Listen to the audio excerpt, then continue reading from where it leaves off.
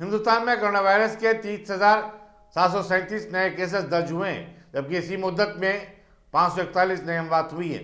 इसी दौरान मरकजी वजारत सेहत के सेक्रेटरी राजेश भूषण ने तमाम रियासतों के चीफ सेक्रेटरीज को हिदायत दी कि वो मुल्क में कोविड-19 के खैर आयद करदा तहदीदात को मजीद जारी न रखें। तमाम माशी सरगर्मियों को दोबारा बहाल कर दिया जाए।